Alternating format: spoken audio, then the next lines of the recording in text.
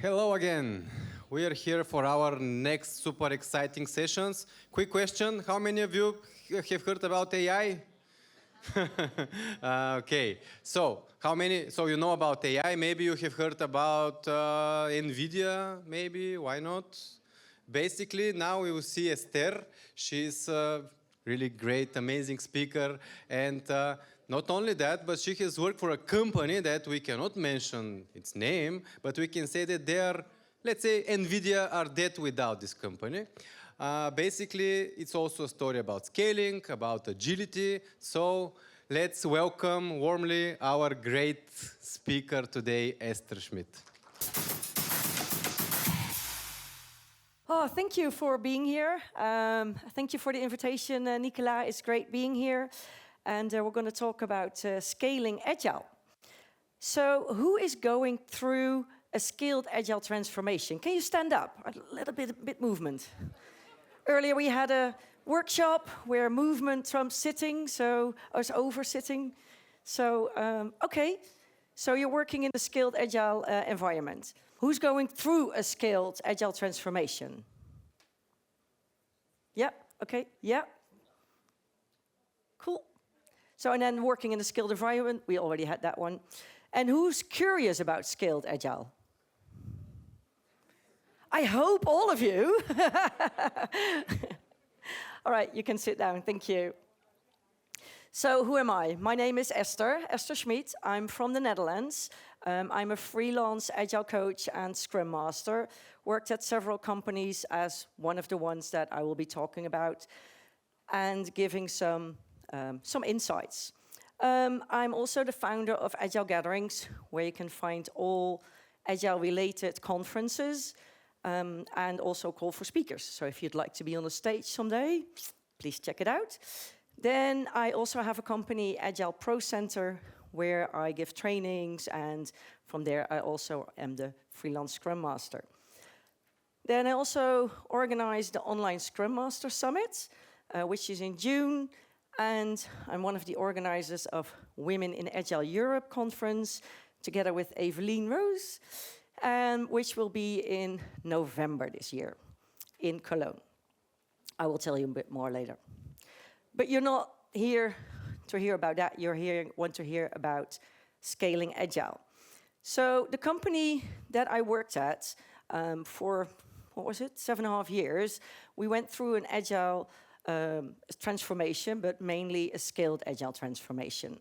It's one of the largest, I think it's the largest tech company in Europe. I think it's the top, at least it's in the top 20 of the world. At the moment, they have 40,000 employees. I think it's even 44 at the moment. Back then, when we started the transformation, it was 25,000. So can you imagine that gap already? So you really need to be agile in order to get those amount of people on board.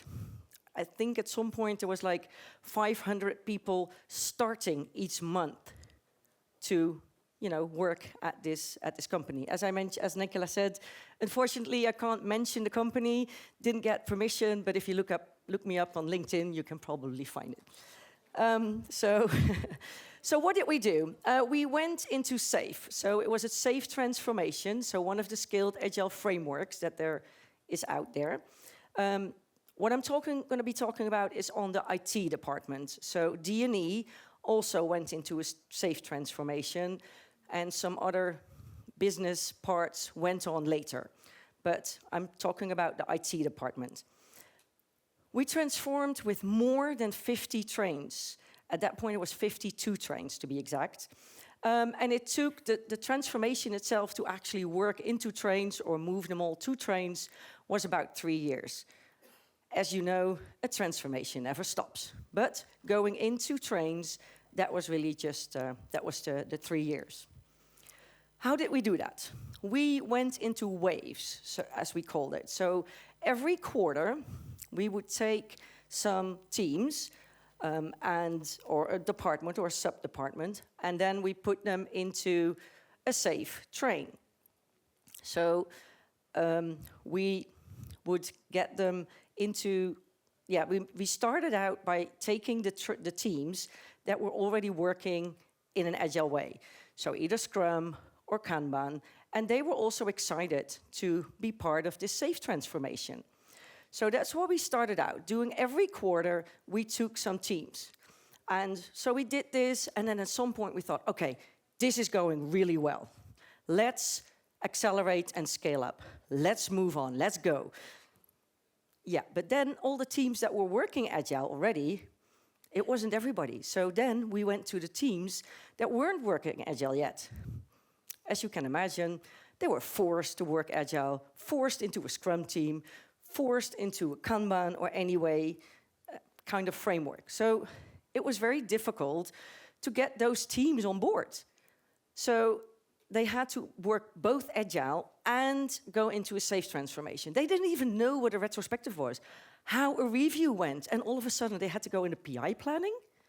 So one of the things I think is very important, I think you've heard that today already a few times, make it small. Start with a good transformation.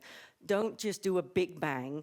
All right, we didn't do a big bang because we went through 3 years, but still, I think it's important that teams start out working Agile in a Scrum or in a Kanban way before you actually start. So because we had all these teams, we really wanted them to work SAFe. So everybody had to work SAFe. So what did we do? One size fits all. Let's all work SAFe. We have this one team that doesn't really fit into a train or into a value stream. So what do we get? We have one team. What do?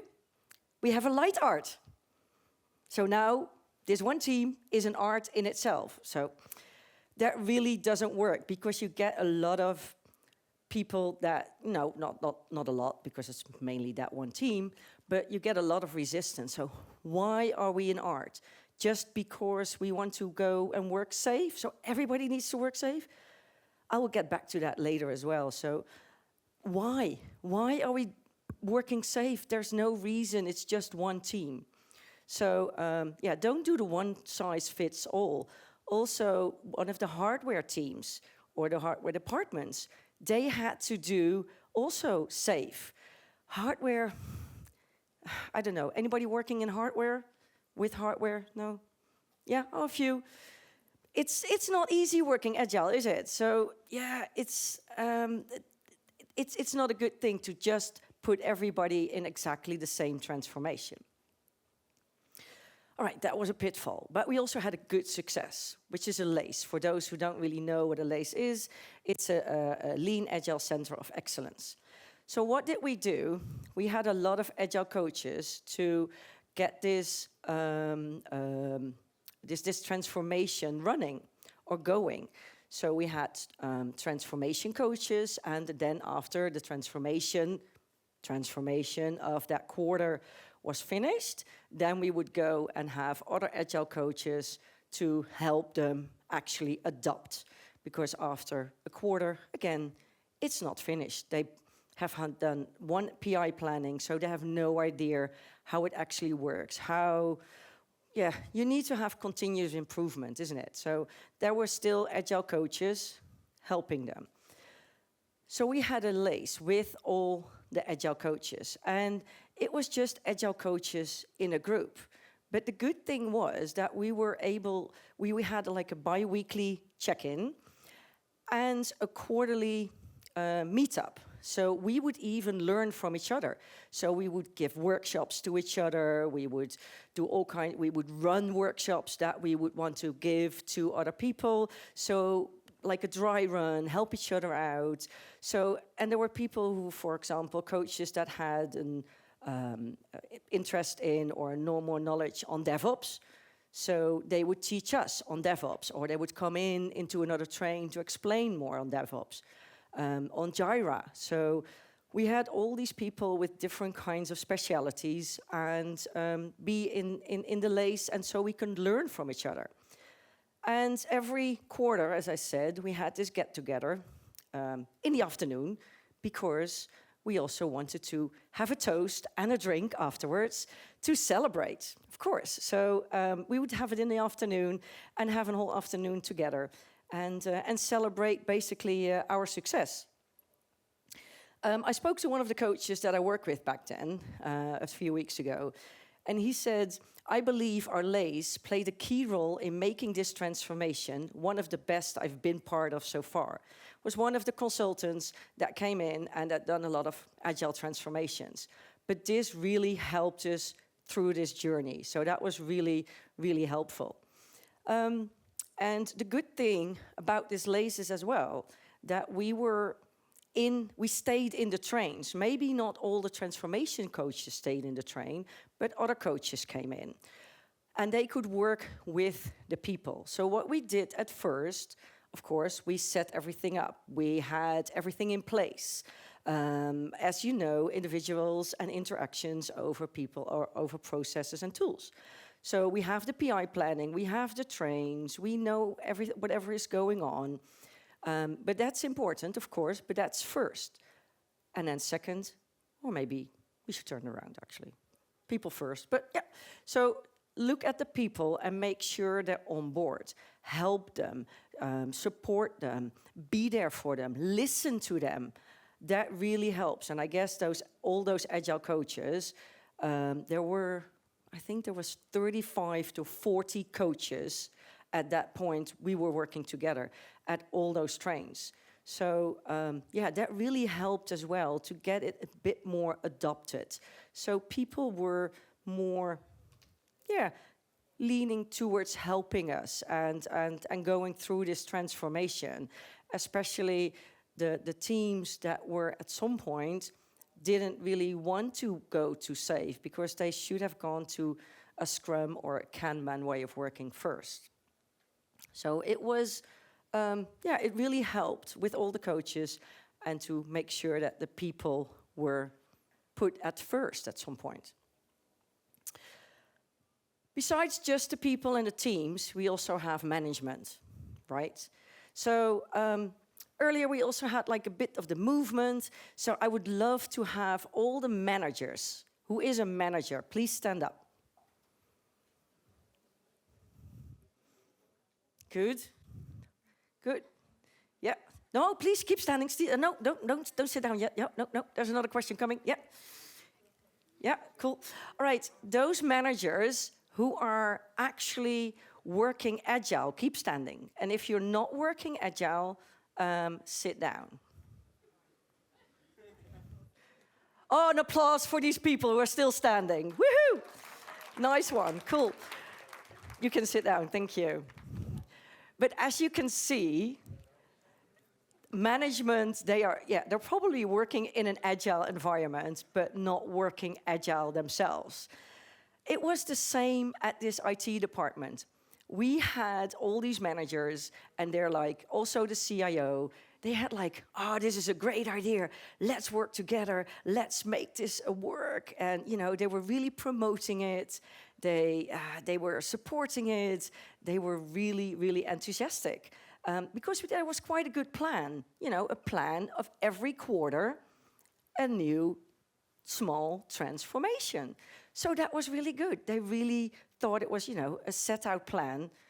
It's kind of like a waterfall plan in an agile transformation, but still, they really enjoyed it. So don't know if they enjoyed it, but they really thought it was a good plan, and they were really supportive of it.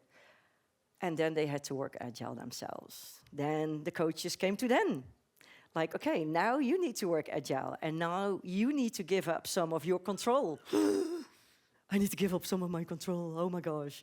So that is not easy, but that's again, luckily, the coaches, they helped them through. They helped them through this agile transformation. So like I said, management really loved agile to begin with. But then after a while, they were a bit more reluctant. So also important to take management really on to what is this transformation? What is this actually also doing it for us? Not just for the teams, but also for us. And I think we kind of left, we missed that a little bit. We did take him on board, but it was not as much on board as we should have done. One of our successes was a review. A review, yes, a review. So we had a review on the transformation. So the transformation team, the coaches, we had a manager as well, so the transformation manager, we would have a review bi-weekly. So every 2 weeks, we would inform everybody on how the transformation was going, on what was the success, on where are we, what should we improve, what is the next steps, everything like that. So, and it was very, very well visited. It was really well visited. I don't know how much difficulty you have with getting people and stakeholders to your reviews. Anybody? Yeah, yes. But this was really good because it was really for them. It was really for all those people. And the good thing is, management and the CIO, even the CIO, of this big company of 40,000 people, he made the time to visit the review, and management was there. And I guess it was really helpful, not just for management, but also for everybody else. So the new people that were, would have to start with a train later on, they would at least know what was coming or when it was their turn to come to a transformation. So that really, really helped. So I think that was one of a key success factor of this whole journey, of this whole transformation.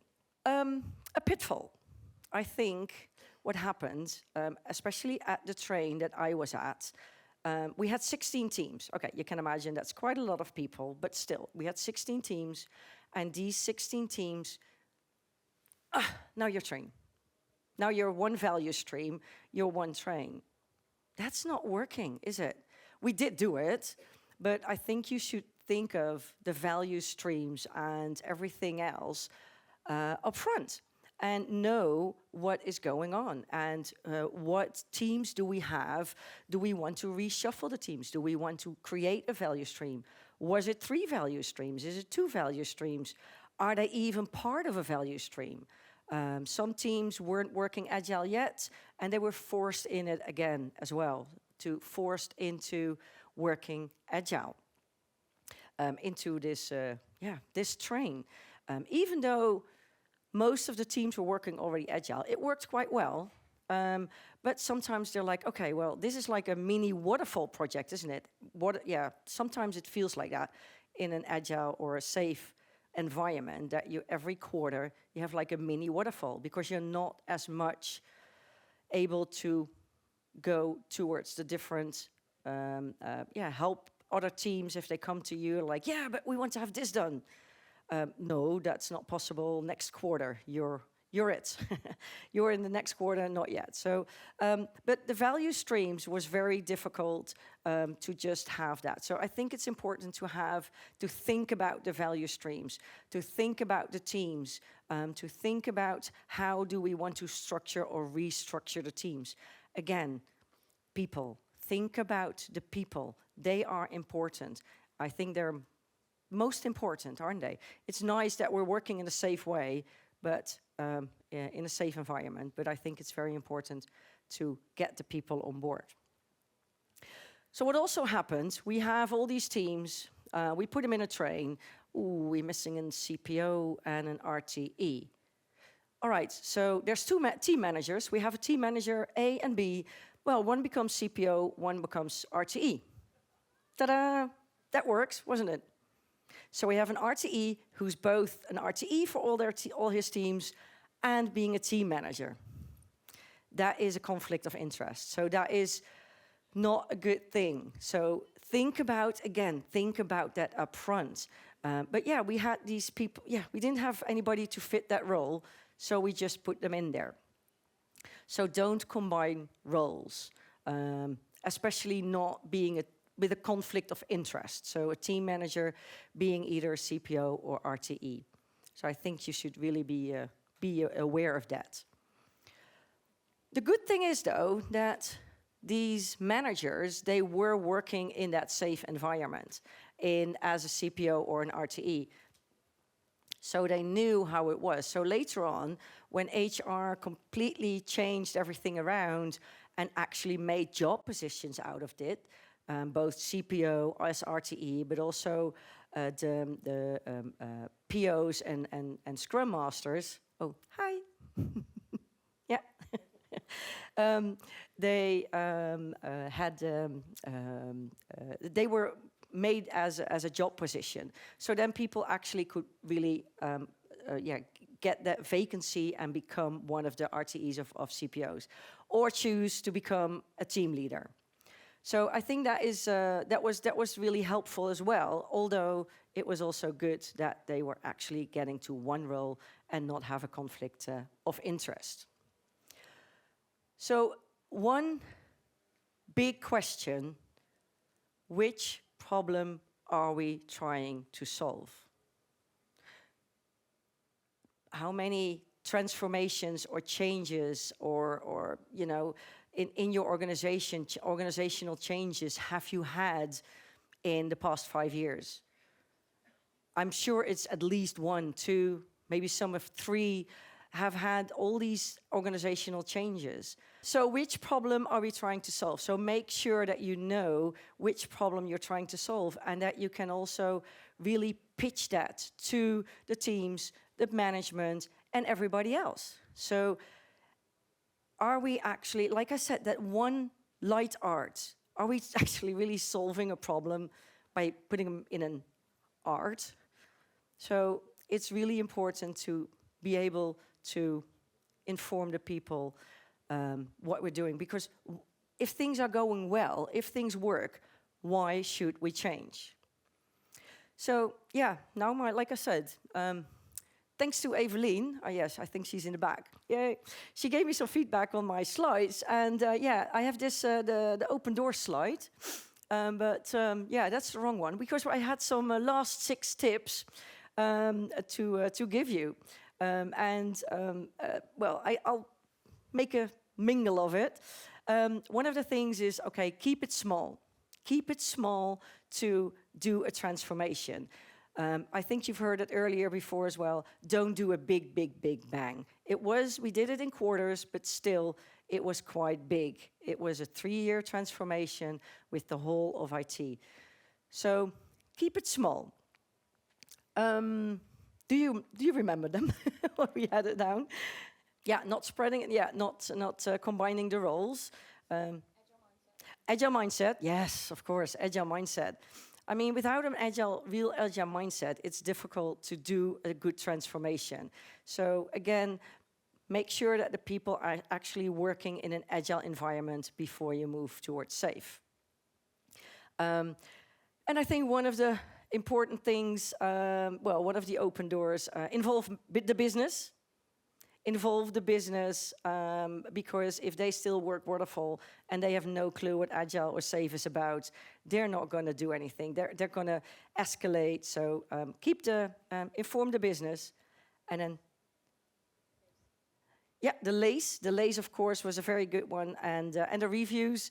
Unfortunately, you can't take a picture now of the 6 tips, and I think the most important one is celebrate success, as we did every quarter. We had a nice celebration together, and we even, during the COVID time, we had like a Christmas party. Everybody stayed at home, but everybody got a box at home, and we had like a shot tasting session all together. We got some bits and bites to eat. So we had we had like a shot tasting and bits and bites to celebrate. So even if you are a team that's co-located or distributed, it's still possible. So send out things and celebrate together. Again, now the last slide, that one. Yeah, that's wrong either as well. Yeah, so the T becomes behind the I guess. So you can connect with me on LinkedIn. Please do so. I've created a link tree. I don't know if you've seen that, that green icon. It's from linktr.ee. And then /Esther Schmit, where you can see all my links, also from my company, the Agile Gatherings website, the online Scrum Master Summit, which will take place from 16th to 18th of June next year, and of course, Women in Agile, which will take place the 21st of November. Everybody can join, also men, but the stage is just reserved for women. So yeah, we welcome you all, and we would love to see some of you. Right, Evelyn? Yep. So we'd love to see you there. Yeah, thank you so much for being here. Hi, thank you for this presentation. You're Very welcome. inspiring. Could you please give us some tips and tricks how to build this agile mindset? Because it's easy to transform people that are ready, but what about the rest? I work for the pharma industry. That's highly regulated. And it's almost an impossible mission, although some of us try really hard. So, yeah, tips and tricks, building the agile mindset. Oof, that's not just a question to answer just quickly, I think. Getting an agile mindset, I think it's really, again, about people. Work together,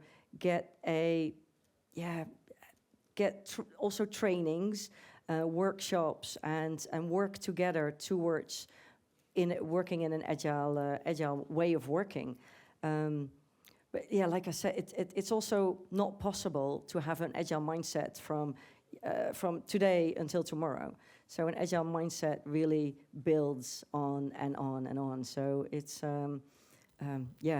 it's not easy. That's definitely right. But yeah.